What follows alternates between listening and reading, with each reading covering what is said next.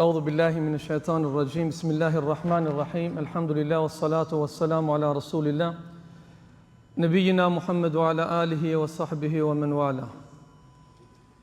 Të dashur dhe shumë të nderuar vëllezër, falenderojmë Allahun xhelle xhelaluhu për të gjitha të mirat, mirësitë dhe begatit që Allahu xhelle shanuhu na i ka dhënë. Salavatet dhe selamet tona qofshin për më të dashurin e zemrave tona, Muhammed Mustafa sallallahu alaihi wasallam, familjen e tij, shokët e tij dhe të gjithë ata që ndjekin dhe e pasojnë rrugën e pejgamberit alayhi salatu wassalam deri në ditën kur do të takojmë Allahun xhelle xhelaluhu. Të dashur vëllezër, nuk ekziston nimet dhe mirësi më e madhe nga Allahu dhul xhelal që ja ka dhënë robit të tij, se sa me ja mundësu ati që dunjan e shkurtër dhe kalimtare ta kalojnë në vepra dhe në punë ku është razi dhe është i kënaqur Allahu xhelle xhelaluhu. Pa haruar vëllezër, se nga shenjat e dashurisë Allahu dhul xhelal ndaj robit të tij, padyshim është se Allahu kur e don dikën prej robërve të tij, jam mundëson ati me bë punë të mira. E një prej punëve të mira që shumë e don Allahu xhelle xhelalu, është razi krijuesi gjithësisë, është padyshim tubimi i njerëzve, ndarja nga koha e tyre për të shkuar në një mezhlis, në një xhami, në një vend, për asnjë interes tjetër përveç se për të përkujtuar Allahun dhe për të përfituar nga udhëzimet profetike të pejgamberit alayhi salatu wassalam. Asgjë mos arritshim ne të ndajmë këtu me ju, vetëm qëndrimi i juve këtu është mirësi shumë e madhe tek Zoti. Vetëm qëndrimi i juve këtu është shpërblim i veçantë tek Allahu dhul xhelal që do ta gjejmë nesër. Prandaj lut Zotin e madh që Allahu të na mundsoj që nga kjo xhami të dalim të falur nga gjunahet. Allahu të na shpërblej për synimin dhe për qëllimin për cilin kemi ardhur këtu. Lut Zotin e madh që Allahu të na mundsoj që kur dalëm prej xhamis të përjetojmë qetësinë shpirtërore për cilën qetësi kanë folur dietarët në të kaluarën. Vëllezër, në kohën e informacioneve të shumta që na servohen në rrjetet sociale dhe truni lodhet pa e kuptuar ne marrim informacione që realisht as pak dobis na bëjnë, përkundrazi na dëmtojnë dhe na humbin vetë besimin. Prandaj i sheh njerëzit të lodhur, prandaj i sheh njerëzit stresuar, prandaj i sheh njerëzit në depresion pas një arsye, ndërsa arsyeja e vetme është pikrisht marrja e informacioneve në rrjetet sociale, informacione këto që asnjë nuk i bëjnë dobi. Përkundër informacioneve që njeriu i merr në vende ku flitet me fjalë të Zotit dhe me hadithe të dërguarit të Zotit. Nga këto mezhlise nuk del njeriu ndryshe përveç se do të përjetojë dhe do të ndjejë një qetësi shpirtërore. E dash Zoti, kjo qetësi shpirtërore të na shoqërojë deri në momentin kur do të dalim para Allahu xhelle xhelalu. E padyshim për të tubuar ne sonte këtu, dikush është kujdesur, prandaj më lejoni që të falenderoj këshillin e xhamisë, bashkë me hoxhallarët të cilët shërbejnë në këtë xhami, hoxhën tonë dhe tuajin, hoxhën Metush dhe hoxhën Zeinullah. Allahu dhul xhelal për ftesën dhe për nderin me të mirën këtë dunjë i shpërbleft, e në dunjën tjetër në Xhennetul Firdaus në bashkoft. Gjithashtu vëllezërit e mi të dashur, bashkë me ne sot kemi shumë hoxhallar të cilët janë hoxhallarët tuaj, po janë edhe hoxhallarët të mi të cilët unë ndoshta vite jetë nuk kam sa kanë këto punë në davet dhe në thirrjen fene Allahu dhul xhelal. Sakrificat, telashet, problemet, sprovat me cilët janë ballafaqjuar këta i din vetëm këta. Ndërsa neve në ngele që ta lusim Allahun dhul xhelal që ju jep jetë të gjatë, ju jep shëndet. Dhe dashur Allahu dhul xhelal të na e mundsoj gjatë gjithë jetës tonë të përfitojmë nga këshillat dhe udhëzimet e tyre, e inshallah Allahu dhul xhelal kështu siç sonte në natë xumaje na ka bashkuar në këtë xhami, në këtë vend. Allahun e madh e lut që nesër zbashku na bashkojnë në Xhennetul Firdaus me gjithë ata që i kemi për zemër dhe i duam në jetën e kësaj dunjaje. Të dashur vëllezër, do të mundohemi që të flasim për një temë e cila është breng, është hall i çdo njërit prej neve që jemi këtu në xhami. Në qoftë se do të fokusoheshim edhe të flisnim për hakun e punëtorit, sigurisht do të kishim akuza nga ata që janë udhëheqës të punëve. Dhe do të thonin se me plot të drejtë edhe atë se ne nuk jemi se ju him ndër hak punëtorëve, por se punëtorët ka të atill të cilët me vedi ose pa ndodh që të na hinë në hak neve. Prandaj pa u zgjeruar shumë, çdo njëri prej neve këtu mund të jemi ose udhëheqës në punë, ose mund të jemi të punësuar dikun. E pa dyshim vëllezër, duke u bazuar në atë çfarë Allahu dhul xhelal zbriti dhe na tha, sot përsosa fen për ju. Dhe jam i kënaqur që Islami të jetë feja juaj, me këtë çka nën kuptojmë, që Allahu xhelle xhelaluhu në Kur'an dhe udhëzimet e të dërguarit të Zotit, pa dyshim që e kanë plotësuar edhe këtë pjesë. Dhe wallahin vëllezër, nuk ndodh që ne të flisnim për këtë temë në qoftë se në bisedat tona mos të përhapesh të kaq shumë ankesa nga të dy palët. Dhe besoj që të gjithë ju pajtoheni sa herë që ulemi në tavolinë, në qoftë se ulemi me ndonjë prej miqve tanë që ka hapur një firmë ose ka një biznes dhe ka 2, 3, 10 ose më shumë punëtor, do të shohësh se gjithë bisedën që do ta bëj do të ankohet për punëtorët që i ka. Nga ana tjetër, po që se ulemi me punëtorët, do të shohim se ankesat janë të shumta drejtuar udhëheqësit të punës për mos realizimin e premtimeve të cilat i kanë dhënë në momentin e kontratës që kanë bërë. Edhe i pari, edhe i dyti, nuk kanë ardhur deri në këtë pikë përveç se kanë haruar një prej ajeteve kuranore që detyra e jonë dunja është për kujtojmë njëri tjetrin. Me fjalët e Allahut dhul xhelal, e Zoti e nis një sure e cila quhet sure El Maide, ku Allahu dhul xhelal drejt për drejt na thret: o ju që i keni zënë be Zotit, eufu bil ukud. Allahu xhelle xhelaluhu na thot që ti përmbushim kënd gjërat të cilët i marrim përsipër në momentet të kontratave që ne i bëjmë me njerëzit tanë, shoqërinë tonë, në kohën kur jemi duke jetuar. Në mungesë të mos realizimit, në mungesë të kujdesit që duhet të kemi ndaj urdhrit të Allahu xhelle xhelaluhu, ne ballafaqohemi jo vetëm me ankesa, por ballafaqohemi me një problem i cili problem është i ri, nuk është sot shumë i vjetër. Dhe nuk gaboj në qoftë se them, në të kaluarën ankesa më e madhe ishte e punëtorëve ndaj udhëheqësit të punës. Deri kur ishte kjo? Derisa nuk u liruan kufit.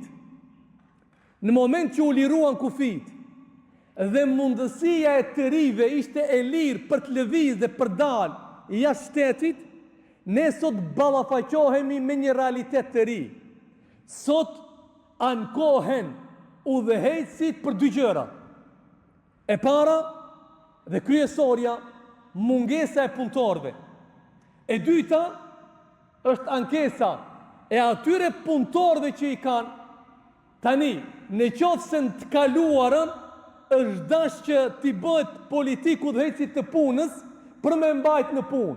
Sot ballafaqohemi me realitetin e ri, cili është sot në mungesë të punëtorëve detirohet udhëheqësi i punës, që t'i përshtatet politikave të punëtorëve. Pse? Se nuk ka. Dhe kur mundohet udhëheqësi i punës t'i përshtatet politikave të punëtorëve, atëherë kur punëtori ka harruar një obligim tjetër që Allahu Dhul Xhelal në Kur'an në surën An-Nisa thot, dhe çdo kujt kthejani emanetin që e keni marrë. Ke marrë përsi për një punë ta krysh. Ke premtuar për një punë ta realizosh. Je marrë vesh dhe tani të shfrytëzosh mundësinë e mungesës së punëtorëve dhe të hish në hak udhëheqësit të punës, këtë gjë nuk e bën përveç se njeriu i cili mendon se çdo gjë ka të bëjë me këtë dunjë dhe harron se duhet del para Allahu xhalla xhelaluhu. E vëllezërit e mi të dashur, ajo që na mërzit të gjithë neve është se herë që kalojmë në lagje të ndryshme, se herë që kalojmë në fshatra të ndryshme, ne sot shohim shtëpi të ndërtuara të bukura, me shumë mund, me shumë djersë dhe me shumë lodhje. Mirë po me dritare të mbyllura për shkakun se banorët e asaj shtëpie nuk janë aty. Si rezultat i mos realizimit të dy premtimeve që përmendëm më herët, sot vëllezërit e mi të dashur, shumë prindër që kanë investuar shumë tek fëmijët e tyre, jetojnë me mall, me lot nësi për shkakun se nuk e ka djalin ose vajzën afër vetes së tij. Sot vëllezërit e mi të dashur, shumë gjyshër jetojnë me mall nga se nuk i shohin nipat dhe mbesat duke u rritur. Sot vëllezër, shumë vëllezërit tanë që dikur ishim bashk, shkonim në xhami bashk, e dilnim kafe bashk, e qanim derte bashk, ndodh që takohemi vetëm në kohën e pushimeve, atëherë kur ata të cilët nuk arritën ta gjejnë veten këtu, e morën rrugën e gurbetit.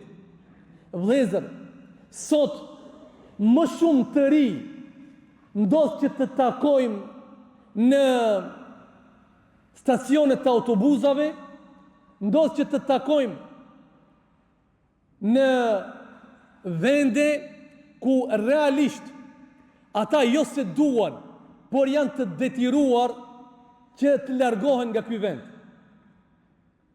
Ajo që është hala më e rëndë, vëllezër, është që në bisede sipër me ata që janë më të vjetër, e që janë duke u rritur fëmijët, dhe fëmijët e tyre janë bërë për punë, teksa me gojën plot dëshmojnë dhe thojnë se Zoti mos e boft që e vladi i jem me përjetu të njëjtën gjë që e kam përjetu në këtë vend gjatë kohës që kam qenë në punë. Dash Zoti i madh që djali jem dëgjej veten dikun jashtë shtetit. E vëllezër, dëgjoni me vëmendje. Në momentin kur një i ri e merr çantën dhe drejtohet për tek aeroporti për të larguar nga ky vend, në momentin kur një i ri e merr çantën dhe përshëndetet me babën edhe me nanën, gjëja e parë që ne që jemi këtu duhet që të jemi të bindshëm përderisa përshëndetemi dhe e shohim atë skenë të përshëndetjes. Duhet ta dim se ajo që largohet nuk largohet nga dëshira. Dhe nuk kemi të drejtë për ta gjykuar askënd. Sa askush, nëse do të kishte pasur një jetë të mirë këtu, nuk do të ishte larguar. Pastaj vëllezër, në momentin që largohet një i ri nga ky vend, është gabim shumë i madh në qoftë se mendojmë se largohet thjesht një person, pa haruar se largohet një e ardhme e këtij vendit. Largohet një zanatçi, largohet një i ri i cili kishte mundësi shumë për të kontribuar për këtë vend. Mbyllet një shtëpi, largohet komplet një familje. Dhe në moment që largohet nga këtu, ata që janë jashtë nuk nënkupton se ata me largimin nga vendlindja i thanë lam të mirë problemeve me cilat u ballafaquan këtu. Dhe në moment që shkuan, ata filluan dhe ndërtuan një jetë të rëndë. Çdo njëri prej neve kemi nga një shok, ose nga një nip, ose nga një vlla, ose dikën që njohim e që është larguar prej këtu. Dhe një gjë të gjithë dëshmojnë, nuk ka si vendlindja. Po cila ishte arsyeja? Mungesa e punës? Jo, vëllezërit e mi të dashur. Nga se punëdhënësit ankohen se kanë mungesë punëtorëve, dhe kjo është dëshmia më e mirë se këta nuk u larguan për shkakun se nuk kishte punë. U larguan se s'kishte pare. Jo, edhe të ardhura kishte. Por se të ardhurat ose arritja deri tek të ardhurat, kjo ishte problemi. U larguan se dikush i kërcnoi, u larguan se dikush ju krijoi problem. Jo, arsyeja e largimit ishte vetëm një. Tema për cilën jemi duke folur, humbja e besimit, vëllezërit e mi të dashur.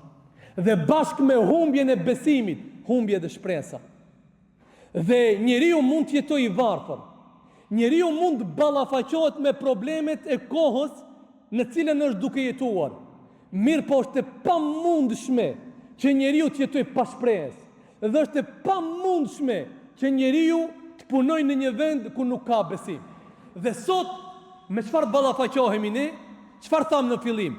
Sot ke punëdhënës të cilët kanë frikë për t'ju dhënë punën punëtorëve dhe ke punëtorë të cilët kanë frikë të hinë në një punë nga gjërat që kanë dëgjuar se ju hinë në hak kujt, ju hinë në hak punëtorëve. Dhe çka vëllezër? Krejt kjo situatë nuk ka ardhur, dëgjoni për hir të Zotit me vëmendje. Se janë gjëra të cilët të gjithë neve na kanë prek, ose drejt për drejt ose në mënyrë indirekte. A dini sa ka prej prindërve tonë, prej miqve tonë, prej shokëve tonë, të cilët i janë ngrit në orën 6 të mëngjesit për të shkuar në punë. Dhe fëmijët i kalon në gjumë. Dhe ka qëndru tërë ditën në punë. Dhe ka ardhur në 10 ora të mbrëmjes. Dhe fëmijët përsëri i ka gjetur ku? Përsëri i ka gjetur në gjumë. Është munduar me mishe me shpirt të bëjë çdo punë që i është dhënë për ta bërë, që ka bërë kontratë për ta bërë. Mirë po në moment që udhëhecit të punës i është kujtu edhe një punë tjetër, se ka pas gajle dhe dertë për ta ngarku edhe me një punë tjetër plus. E i ngrati punëtor, friga për dal jashtë, po edhe pamundësia për dal jashtë, por edhe friga se nëse del jashtë i humb fëmijët. Ka bërë sabër dhe ka bërë durim. Deri kur? Deri sa ka ardhur fundi i muajit. Në moment kur ka ardhur fundi i muajit, ky e ka kërkuar rrogën dhe rroga nuk i është dhënë. Ky nuk ka munguar për të shkuar në orën 6 të mëngjesit në punë.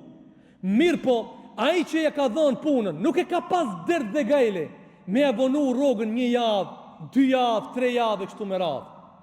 Dhe përderisa ky që ka qenë punëdhënës e ka pas dert dhe gajle, a do t'i kaloj pushimet në Turqi, apo do të shkojnë në Shqipëri, apo do të shkojnë në ndonjë vend tjetër dunjos për të eksploruar vende që nuk i ka parë më herët, punëtori i ngrat ka bërë për llogaritje të tjera, nga se atë nuk e kanë prit fakturat për mi pagujt.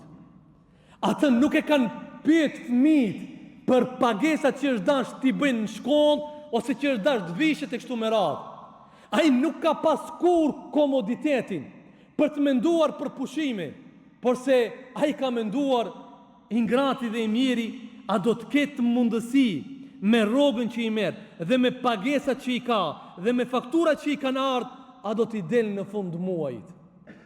O Allahin dhe billahin, vëllezër, për hir të Zotit pyes veten dhe juve.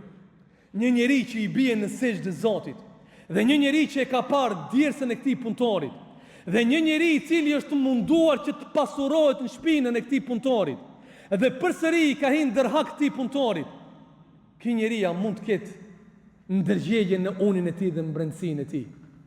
Çti njeriu që pa fytyrë, pa uskuq, as pak i thot punëtorit se kam disa probleme, a thjesht është çështje e egos së tij dhe e largon punëtorin. Ç'ki njeri me çfarë fytyre do t'i paraqitet nesër Allahu xhelle xhelalu. Kur e din se i dërguari i Allahut sallallahu alaihi wasallam, duke ditë shumë mirë lodhjen e këtij, dhe duke ditë shumë mirë mundin e tij, dhe duke ditë shumë mirë angazhimin e tij, na këshilloi dhe na tha: kujdes me hakun dhe me djersën e punëtorit, dhe besimtari që i ka zënë bez Zotit, asnjëherë nuk lejon që nga goja e tij të thotë, siç kemi dëgjuar shumë të në rasteve, unë mbaj 3 familje, unë mbaj 10 familje, duke menduar dhe unë kam 10 punëtor dhe 10 punëtor dhe unë jam mbaj familjet. Si mban ti 10 familje? Po mbaj e punën vetë, pa me i pas të 10 punëtorët. E vërteta dhe e drejta do të ishte sikur ai të thoshte, Allah i shpërblet këta, se mos ishin këta, të punonin, kotë se unë kam bërë investimin, kotë se unë kam hapur firmën, kotë se unë kam siguruar mallin, në qoftë se nuk do të kishte dikush që do ta sillte mallin nga jashtë, pastaj dikush tjetër i cili do të kujdeseshte për të nxjerrë mallin nga pakët që kanë ardhur, pastaj dikush tjetër të kujdeset për të vendosur në rafta atë mall, pastaj dikush tjetër duhet të qëndrojë i buzëqeshur për t'i pritur mishterit për ta shitur atë mallin. Dhe ti duke qëndruar non stop në ambjente të mbyllura, i ulur, unë i mbaj 10 familje, se ata do të kishin vdek pa buk nëse unë nuk do t'ju kisha hap derën, nëse unë nuk do t'i kisha marrë në punë. Dhe tani ti ke marrë në punë, ti je duke u pasuruar mbi djesën e atij, dhe ti je duke ju hyrë ndërhak atyre, dhe ti e beson Zotin, dhe ti mendon se Allah ka me të lanë të lirë përkundër zullumit që je duke u bërë njerëzive. Thjesht ti, vllau jem i dashur, që ke bërë këtë gabim, nuk e ke njohur Zotin. Ndërsa zullumi që ja ke bërë atij punëtorit ka për të të ndjekur, jo vetëm sa je i zgjuar, edhe në gjumë s'ka për të lanë rahat. Vaj atij fëmijës që i ka munguar ushqimi në tavolinë, mendon ti se nuk ka për të të ndjekur?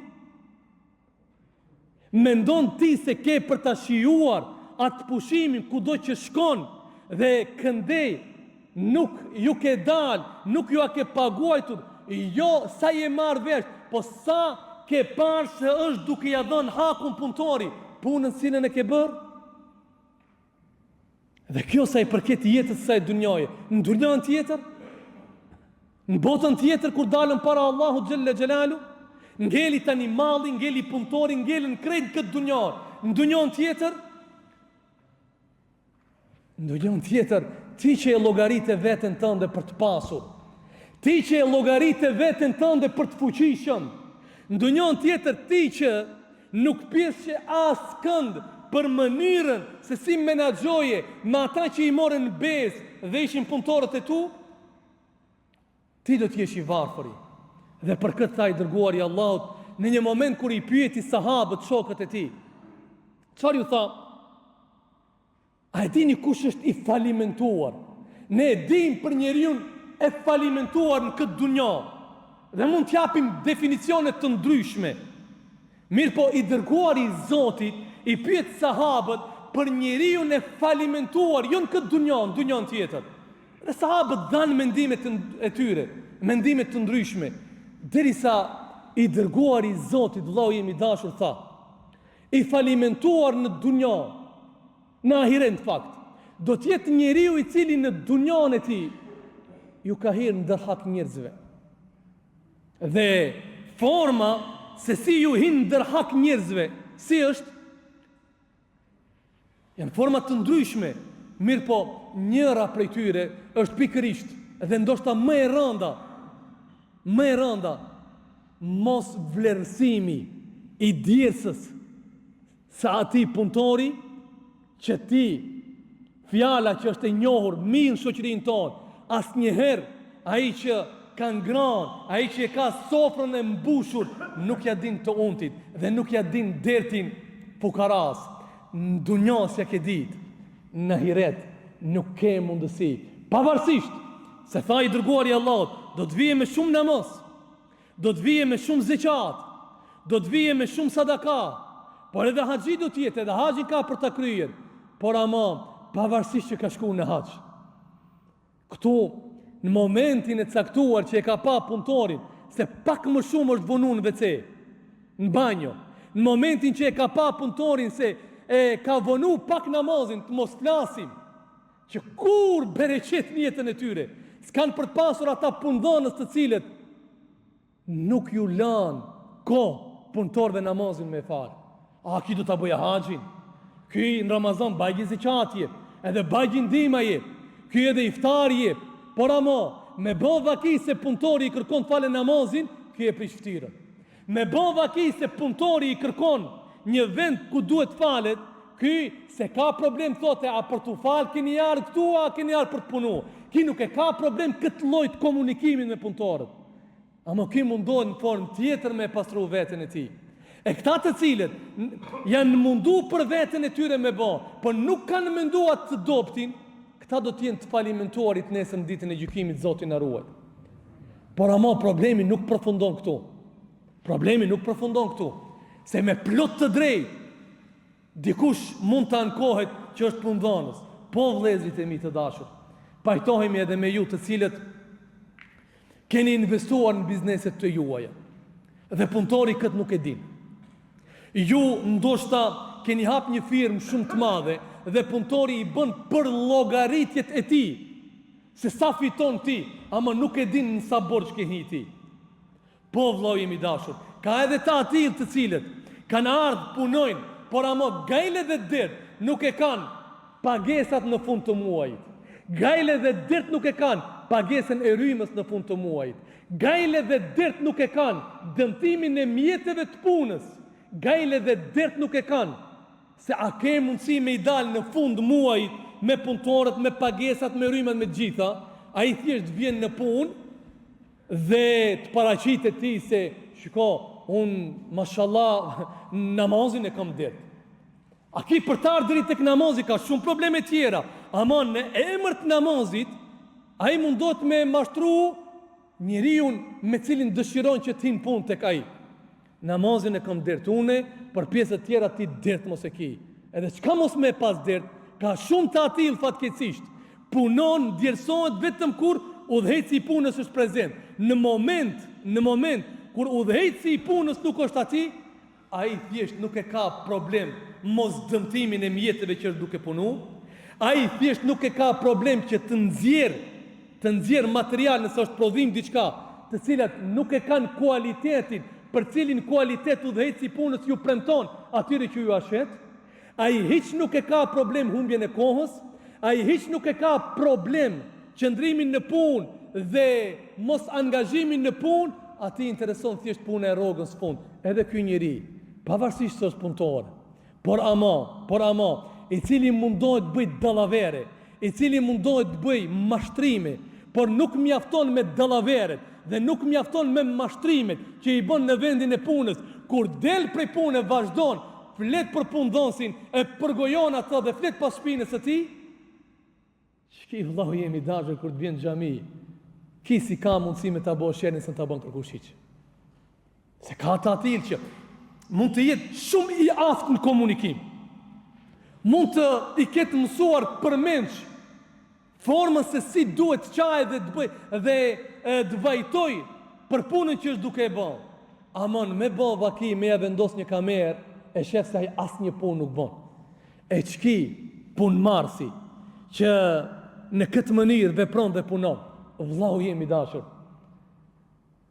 Ky kohën do ta humb. Pare edhe mund të bëj, por edhe mund të mashtroj, dallavere mund të bëj, edhe të vjedh, ka edhe të atil që vjedhin, krahas rrogës që e merr, ai e nxjerr edhe 2-3 rroga tjera duke vjedh. Krejt këto mund t'i bëj, por i mirë i ki, sa Allahu edhe këtë nuk do t'a lej, ashtu si që ky ka mundësi me mendu. Për shkakun se investimin dhe punën, formën, se si ka arritur që t'ju ushqej fëmijët e tij, kush do t'ja paguaj? Ati ku e ka dhimbjen më të madhe të mundshme. Dhe problemi do t'i vi pikrisht nga fëmijët e tij. Andaj, ku të ballafaqoheni me njerëz të cilët e sheh se e vladi komplet nga rruga i ka dalë, as pak respekt nuk ka ndaj atij. Në moment që përmendet emri i babës, ai fillon të tallet dhe të qeshet. Dhe asnjëherë nuk din çfarë është me nderu babën. Dije se ndoshta Allahu e din më së miri, ky babë, mënyrën se si e ka ushqyer, nga se forma e punës që është duke e bërë, forma e punës që është duke e bërë, padyshim është haram. Prandaj me të drejtë vëllezërit e mi të dashur është thënë, mbajini mend mirë këtë. Ndajni me miq dhe me shokët dhe jetoni me këtë udhëzim. Tek Allahu xhelle xhelaluhu është shumë, po shumë më e dashur, është shumë më e dashur që rrogën që e çon në shtëpi, sa do e vogël të jetë, por të jetë halal. Kjo është shumë më e dashur tek Zoti se sa milionat të shpërndash sadaka për të ndihmuar të tjerëve. Edhe një herë, një shumë e vogël, por ama halal, që ja çon evladit tënd, i lodhur, i dërmuar, i pkutët, i djersum, por ama je mundu halal me marr. Këtë Allahu shumë me don se sa milionat që ti shpërndan sadaka, por që nuk e din se mbrenda asaj pasuri që ti ke fitu, sa padresi, sa zullum dhe sa ke fitu, por që realisht forma se si kanë ardhur deri te këti ka qenë formë ndaluar. Andaj vëllezërit e mi të dashur, pa zgjeruar shumë, dua të përmend vetëm 3 gjëra, pastaj të vazhdoj hoxha i nderuar, hoxha Bekir, 3 pika që duhet i ketë parasysh, pa zgjeruar shumë, që duhet i ketë parasysh udhëheci në këmbim ose në komunikim me punëmarrësin, dhe 3 pika që duhet i ketë parasysh punëmarrësi në komunikim me atij që i ka premtuar punën për t'ia bërë. E para, vëllezërit e mi të dashur, udhëheci i punës nuk duhet të pranoj në punë askënd pa me bërë kontratë me shkrim. E kam djalë daje, e kam djalë tezes, e kam djalë agje, ku i di unë çfarë ki, çfarë dush ta kesh kije.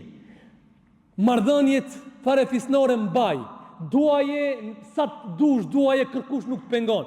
Por ama, kur jemi tek puna, kur him në vendin e punës, jemi të gjithë punëtor për ta kryer punën siç duhet, kontratë me shkrim. Çka don? 1, 2, 3, 4, 5, 6 me radhë. Edhe unë tash, prej te e du këtë, 1, 2, 3, 4, a pajtohesh, pajtohem. Në shkrimin, selam aleikum. Në momentin e parë që nga gjërat të cilët jeni marrë vesh, del nga fjala, ti s'ke nevojë me e prish bisedën, e kam familjar edhe e mbaj për hatër. Nuk mbahet në punë askush për hatër. Nëse ti, mishteria ose puna që je duke e bërë, askush nuk të vjen ti në dyqon për hatër. Dhe biznesi nuk ec përpara me hatër. Me hatër mund t'i thush ati, rrin shtëpi, ha, pi, kom me cilë çka dusha, më për në punë nuk je. Po jo unë du të punoj, e për nëse dush të punojsh, do t'ju mbahesh kushteve me cilat ti mi marrë vesh. Në moment që nuk ju mbahesh kushteve me cilat ti mi marrë vesh, ne përsëri nuk do zihemi, as nuk do të përlahemi, as bisede nuk e prishim familjarisht, por ama, e merr letrën, vllau im, a ke nënshkruajti që tu po, a ke thënë ti se çka do e bësh po, a e ke bëj jo, selam aleikum, kaq, është shumë e thjeshtë. E dyta, vllau im i dashur, ti që kërkon punëtor, mundohu që atë që e përmendëm, nga se bereqeti i punës tënde, ndoshta komplet firma e jote është duke es përpara, është duke përparu, punën ndoshta janë duke shku komplet mirë ti, se njëri prej punëtorëve që e ka një vajzë të vogël të mirë, e ndoshta bereqeti që asaj vajzës mund të jetë sebeb dhe shkak që ti mund të ecin punë të mirë. E që ti mos ta hidhrosh Zotin tënd, dhe ti Allahu dhul xhelal me ta shtu bereqetin, me ta shtu punën çka? Kujdesu tek çështja e asaj për cilën ai është duke të qëndruar në punë. E përmendëm më herët, kujdes tek rroga. Oni se e jep më herët, por ama mos ja vono. Dhe asnjëherë mos lejo që ta gjikosh palën tjetër, po çka duhen, po ku i çon, po pse i çon, atë pjesë ti nuk t'intereson. Po edhe unë që firm koma më unë nuk i bëj doj qefe, ose që edhe unë firm koma më djalit tim, ti mos t'interesoj e djali ati, djali këti. Ti bëje punën për cilën ke premtu, jepja pare dhe kaq. E treta, sa i përket punëdhënësit ndaj punëtorit, mos e ngarko vllau jemi dashur më shumë se sa që i e marrë vesh dhe më shumë se sa që ai mundet. Bëj kujdes. Nësa Allahu Gjelle Gjelaluhu, krijuesi i gjithësisë, ai që na ka sjellë në dunja, tek ai i cili do të shkojmë, në Kur'an tha, nuk e kemi rënduar njeriu më shumë se sa që ka mundësi ai të bajë dhe të duroj. Kush je ti me e ngarku më shumë se sa që ka mundësi të duroj punëtori? Po s'ka çka të bëj ai. Ai s'ka çka të bëj ndoshta. Ai nuk ka rrugë dalje tjetër ndoshta, sepse kur i ka pat 20 vjet, 25 vjet, 30 vjet, kur ka qenë i mundshëm për ta ndruar punën, ti ke bë politik dhe ke mbaj. Tani i ka 45 vjet, i ka 50 vjet dhe nuk e bën të njëjtën punë. Dhe tani ti e ngarkon dhe i thu se haj se s'ka ku shkon ky. Ky, po, ndoshta s'ka ku shkon. Aman edhe ti s'ke ku shkon para llogarisë para Allahu Gjelle Gjelaluhu. Prandaj, kujdes vllauje. Mos e rëndo më shumë se sa që ka mundësi të baj, dhe mos e ço me punu më shumë se sa ka. Po ha vllau jem, në këtë muaj e kemi sezonën, po çka të bëjmë tash? Plasi se e kemi sezonën. Ai më marr vend të mbrome me shku në shtëpi. Po jo, bën sabër pak. Po do bëj sabër, po paguje. Po të kom, jo vllau marrveshje. Atje lart kthehemi tek marrveshja. Për kaq jemi marrvesh dhe kaq bëj punën tënde. Kur jemi tek puna e rëndesës, e ngarkesës, kemi edhe një fenomen tjetër shumë të ulët, shumë të rëndë, shumë të keq. E në veçanti kjo paraqitet me ata punëtorë që janë më të ri. Puna e nënçmimit, puna e nënvlerësimit, puna e ofendimit. Vllau im, ky po ka nevojë për punë. Ky po nuk i ka fuqinë tënde dhe pasurinë tënde. Amon mund të ketë dinjitet shumë më shumë se sa ti. Mund të ketë njerëzillëk shumë më shumë se sa ti. Mund të jetë shumë më shumë i sinqert se sa ti. Dhe në fund të fundit, mund të jetë shumë më i dashur tek Zoti se sa ti. Kush je ti me nënçmuar atë?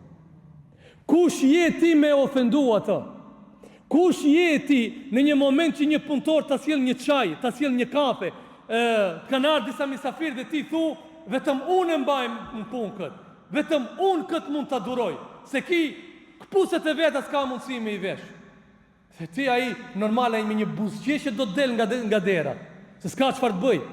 Por ama, lëndimin që e ke shkaktuar ti, çai lëndim mund të jetë arsye që tër natën gjumi mos më zon. Dhe ai mjafton, mos ta zonë gjumi, dhe s'ka çfarë të bëjnë shtrat, e han shtrati, dhe ngritet dhe bën një dua. Rruju kësaj duaje rruju. Dhe kret në fund vëllezër, ju që jeni punëtor, e para, mos pranoni punë që s'keni mundësi t'i bani. Na kanë lodhur vëllezër të dashur. Edhe kjo kategori e njerëzve të cilët dëshiron zone 10 punë, kapacitet s'ka për një punë tamam ta kryje. Ky ka bërë planet për të bërë dasëm, ka bërë plane në jetën e tij, çdo kush ka në shtëpinë e tij. Kur kime përfundu shtëpinë? Për 2 javë ditë, 2 vjet bëhen gajle dhe problem se ka hiç. Ka marr punën, ka hin pak i ka përzi punën, tash dikush tjetër nuk ja merr punën, dhe ti e din shumë mirë se s'mund t'ja marrë dikush tjetër punën. Dhe tani ka dhënë fjalën, ka dhënë premtimin, i ka përzi punën. Si e mendon ti t'ja marrësh rrugën ti tjetër ku e ke përzi 100.000 punë tjera? Njeriu ka bën plan me shku diku jashtë shtetit, vetura ka 2 orë punë, le vllajën për 5 minuta ta kryj. Ajo ndoshta edhe 5 minuta punë s'ka. Ti shkon mbas një ore thotë, jo vlla, kishte shumë problem kjo. A kërkon problemet si ka? Ki thjesht i egzagjeron kokën e tij. Po si e mendon me ushqy familjen tin këtë formë? Si e mendon me i dalë Allahu dhul xhelal para në këtë mënyrë? Prandaj vllau jemi dashur, kur të marrish punën, shikoje njëra ke mundësi ta bësh dhe mos merr punë që nuk ke mundësi të dalësh Zot. E dyta, kur të marrësh punën, dije vllau jemi dashur se llogari për punën që ke bën nuk ke vetëm ndaj atij që ja ke marr punën. Jeto gjithmonë me bindjen se Allahu xhelle xhelaluhu të sheh. Dhe jeto gjithmonë me bindjen se ti ke marr rrogën për një punë të caktuar që ti e din.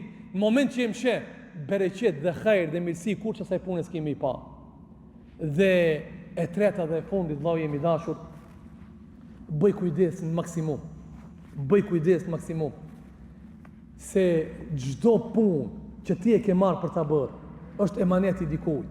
Dhe mjetet me cilat ti je duke punu janë emanet i dikujt.